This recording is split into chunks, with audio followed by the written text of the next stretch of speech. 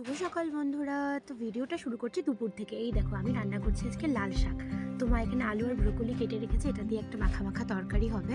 তো আজকে খুব শর্টকাট মেনু, কারণ বাবা তো আজকে বাড়িতে ছিল না, বাবাকে ছিল কীর্তনে। এই যে বেগুন ভাজা তার সাথে শাক দিয়ে আর তরকারি দিয়ে খেলাম। তো বিকেলের দিকে গেছিলাম এই যে বাগানে, দেখো সর্ষে ফুলগুলো কতটা বড় বড় হয়ে গেছে।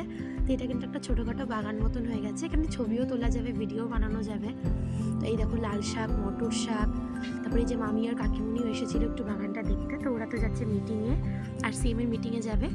তো তারপরে এই যে কলও লাগানো হয়ে গেছে, আমাদের দু একটা দাদা মিলে এই যে কলগুলো লাগিয়ে দিয়েছে। এখান থেকে কিন্তু পাইপ নিয়ে যে জল দিচ্ছিল মা। তারপর বাড়ি এসে যে সন্ধ্যাটাতে দিয়ে দিলাম। এই যে অভিক চলে যাচ্ছে, বাড়িতেও এসেছিলো। তারপর তো দুধ টুধ জাল দিয়ে একটু চা করে খেলাম, কারণ আমার না মাথাটা ভীষণ ধরেছিল। তারপর তো দিদুন তো বাড়িতে গিয়ে দেখি দাদু ক্রান্তি থেকে নিয়ে এসেছে যে মালপোয়া কিনে দিদা এখানে টাটা দিচ্ছে, ঝুড়ি ভাজা এনেছিল। বাড়িতে গিয়ে তো ভাই বললো যে পাঙাশ মাছ একটু ভেজে এখানে খাবে, যে তেল দিয়ে কড়াইতে তেল গরম করে এখানে ও ভাজছে মাছগুলো, তেলটাও দিয়ে দিয়েছে। যেহেতু মাছ ভীষণ ফোটে, জন্য ঢাকনাও দিয়ে দিয়েছিল। ডিমটা ভেজে উঠিয়ে রাখার পর একটু পেঁয়াজ কুচি, টমেটো কেচাপ দিয়েছিল, লঙ্কা গুঁড়ো, জিরে গুঁড়ো, ধনে গুঁড়ো এসব দিয়ে কিন্তু একটু ভাজা ভাজা করে নিয়েছিল। তো আমিও ভাত টাত খেয়ে নিলাম।